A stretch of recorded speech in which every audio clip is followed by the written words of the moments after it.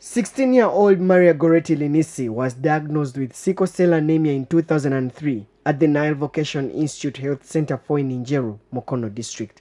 Her mother, Reste Namialo, a village businesswoman operating a small vegetable stall, struggled to raise money for the sickle cell treatment for her only daughter.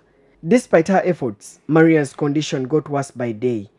She was later transferred to Nsambia Hospital, where she was started on advanced sickle cell anemia drugs, but she did not register any improvement. The doctor told me she's suffering from the sickle cell. She has been taking folic acid from P4 up to S2. Little did they know that she was being treated for a medical condition she has never had. The sickle cell anemia test, which was conducted on 3rd January 2011 at the Ebenezer Clinic Laboratory, was negative. In February, Maria was diagnosed with rheumatic heart disease at the Uganda Heart Institute in Mulago Hospital. Linisi Goretti was evaluated here and was found to have rheumatic heart disease with the damage to the valve. Cardiologist Dr. John Omagino revealed that her heart valves were in a poor state beyond treatment and required immediate surgery, an operation that cannot be performed in the only national referral hospital. That is a problem which is no longer amenable to medical treatment in terms of drugs.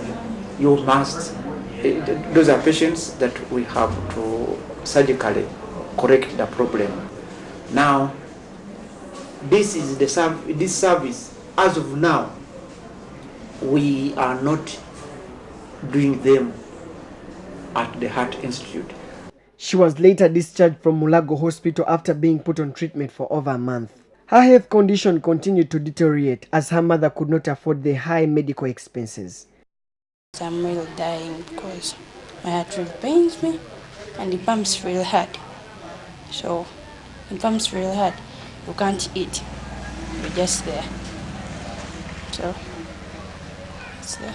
So I've sold each and everything. As now I'm talking, I'm living in an empty house. I've sold mattress, chairs, everything. But if there is no man who can sponsor my child will die because I have where to get the money. Despite her plea, there was no one to help sponsor Maria for the expensive heart surgery in India. Blood clots then started forming in her left ventricle, as cardiologist Maria Dabella illustrates. She has 2 clots in this left atrium. And as I said, if a piece of the clot breaks off and it goes through the bloodstream, it can go through different parts of the body and cause a disruption of blood flow and lead to tissue death. If she doesn't have the operation, our only options will be to treat her medically, which is with medicines, the blood thinners I mentioned, and also medicines to treat heart failure, to try to improve her symptoms.